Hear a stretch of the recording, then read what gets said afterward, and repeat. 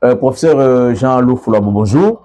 Bonjour, M. Théo. Vous êtes spécialiste dans la question des microbiologies, mais bon, moi, en tant que profane, ou pour tous nos téléspectateurs, comment peut-on comprendre d'une manière classique la microbiologie? Bon, comme tous les mots qui terminent par logis, on sait que c'est une science. Et cette science s'occupe des êtres, moi je retiens ma définition de quatrième secondaire, des êtres infiniment petits, invisibles à l'œil nu, qui sont visibles seulement au microscope. L'ensemble de ces êtres, l'étude de ces êtres, c'est ce que nous appelons microbiologie. Est-ce que la question de la microbiologie est-elle une question seulement réservée aux spécialistes, à la médecine, ou elle peut interagir aujourd'hui avec notre vie dans la communauté ou notre vie de tous les jours? Alors, merci. La microbiologie intervient dans notre vie de tous les jours. Dans ce sens que nous vivons avec les microbes, nous utilisons les microbes donc il y a des côtés positifs. Hein. Le pain se fait grâce aux microbes, la levure avec laquelle on fait la fermentation des microbes, de la pâte, c'est un microbe. Il y a des microbes qu'on utilise pour la fabrication du vin, avec la fermentation alcoolique.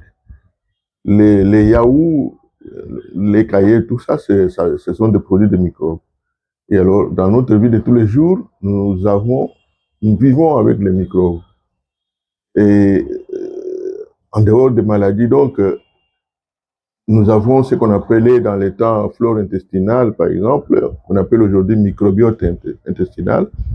Nous avons besoin de ces microbes qui contribuent à notre vie de tous les jours, qui contribuent à la dégradation de certains aliments, nutriments que nous consommons, et qui aujourd'hui, on appelle même ces microbiotes intestinales comme deuxième cerveau, parce que il intervient euh, à, au renforcement de notre immunité. Donc, ce sont des microbes que nous devons protéger parce qu'ils nous viennent en aide pour notre vie. Mais d'autre part, il y a des microbes qui sont néfastes, qui créent des maladies. Ce sont ces microbes-là qu'on utilise beaucoup dans le domaine médical, qui créent des maladies, à commencer par les parasites comme les parasites intestinales, jusqu'aux microbes, aux bactéries qui causent la tuberculose, qui causent toutes sortes d'infections que nous connaissons, la fièvre typhoïde, les paludismes aussi, c'est un produit des microbes. Si on part, on rentre dans la définition initiale qui dit que c'est un être qu'on ne peut voir qu'au microscope, il est invisible à l'œil nu. Donc le plasmodium qui est agent causal du paludisme, c'est aussi un microbe. Donc nous avons donc les côtés néfastes, mais il y a aussi le côté positif dont j'ai parlé tout à l'heure. Mais la microbiologie en tant que science, professeur, pensez-vous aujourd'hui que cette science est attirante encore pour la jeunesse aujourd'hui? Parce qu'en vous écoutant, est-ce qu'il y a-t-il un engouement aujourd'hui sur le plan des choix des options que la jeunesse s'occupe, suivre la question de la microbiologie aujourd'hui?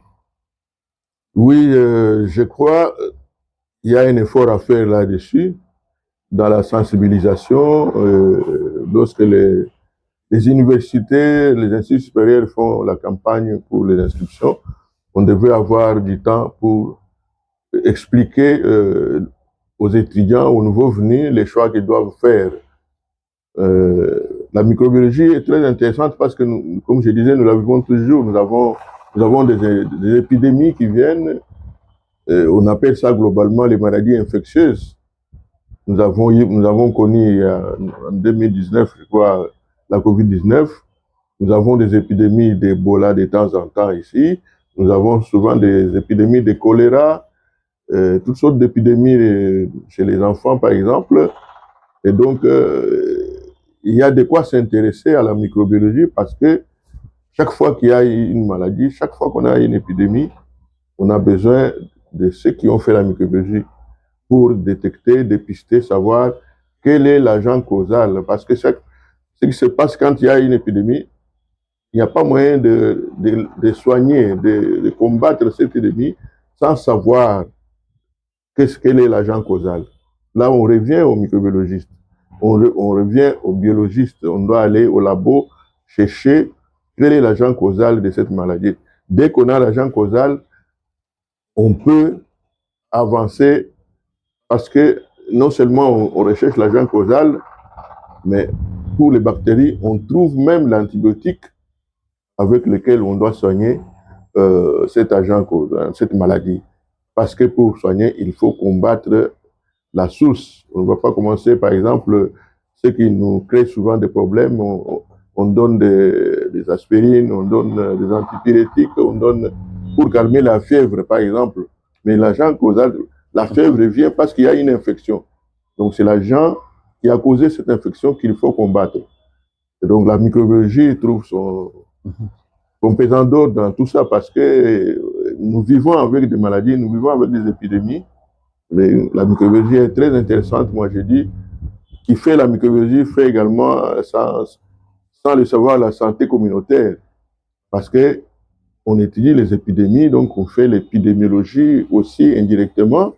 Et c'est un domaine qui est pour moi très intéressant, très important dans la vie courante, dans la santé publique en général. Et donc on doit être informé, on doit avoir des agents qui sont informés pour combattre les maladies infectieuses d'une manière générale. Professeur, vous avez évoqué tout à l'heure les épidémies. On a parlé de Covid-19. Aujourd'hui, on parle de l'épidémie d'Ebola qui est encore revenue.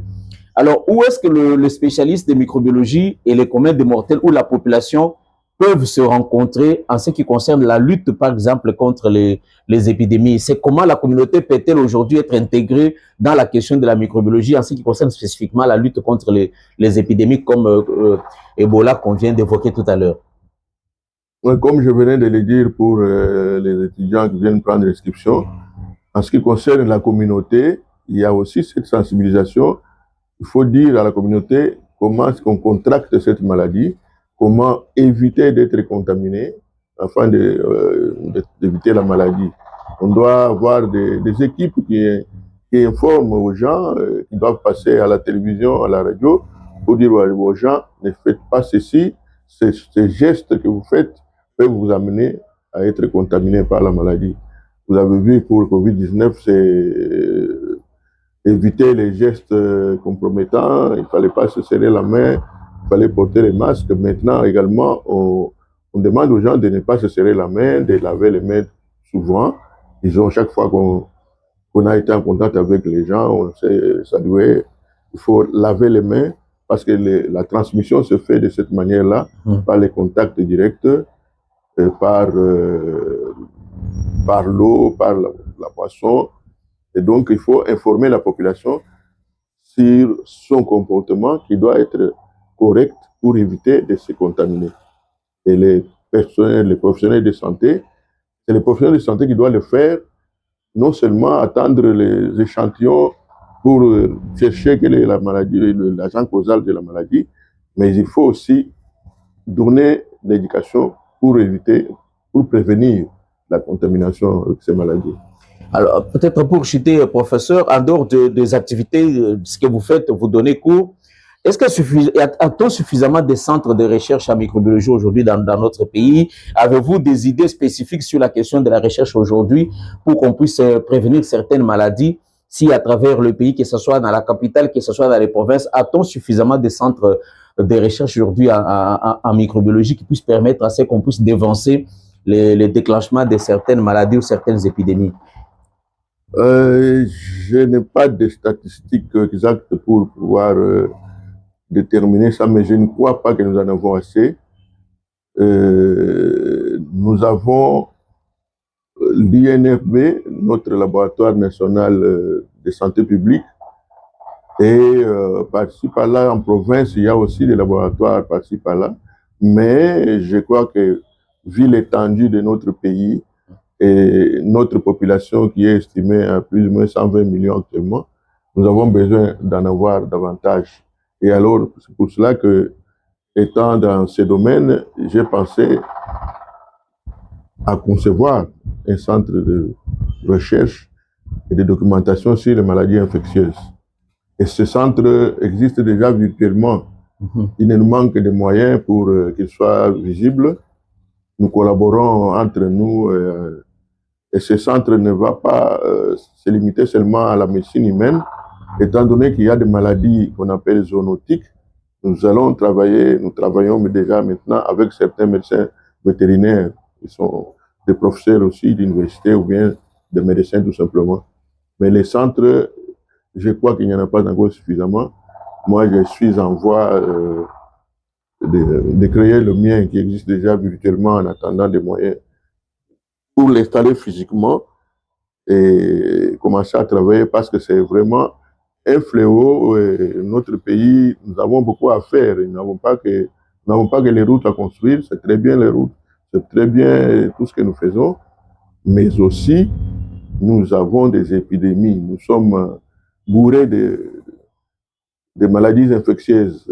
Quand je regarde, vous avez par exemple la schistosomiase, vous avez la trypanosomiase, vous avez l'onchocercose qui amène même à la cécité. Si vous allez au Sankourou, on a beaucoup d'aveugles à cause de l'onchocercose. Nous avons les ascardioses, les vers intestinaux qu'on ne termine pas. Il y a vraiment beaucoup à faire. Les centres de recherche dans les domaines de maladies infectieuses est tellement important. Nous devrions en avoir beaucoup plus même dans chaque territoire de notre pays. Merci beaucoup, professeur Jean-Loup Flambou. On va se retrouver encore prochainement pour approfondir.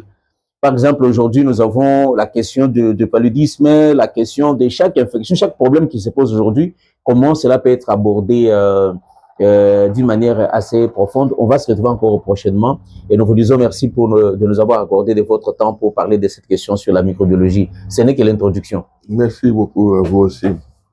Merci à vous tous qui regardez Adel Group TV sur toutes nos plateformes numériques. Merci à Shadrach et Young qui étaient à la prise de vue et prise de son. On se retrouve pour un prochain numéro qui touche à la question de la science. Ce n'est pas seulement la question politique que nous abordons dans cet espace. Nous parlons aussi de la science, nous parlons de l'environnement, nous parlons aussi de l'amour du pays, nous parlons de tout ce que nous devons faire pour avoir un Congo plus beau qu'avant, comme on le dit dans notre hymne national. Nous vous disons merci. On se retrouve à la prochaine.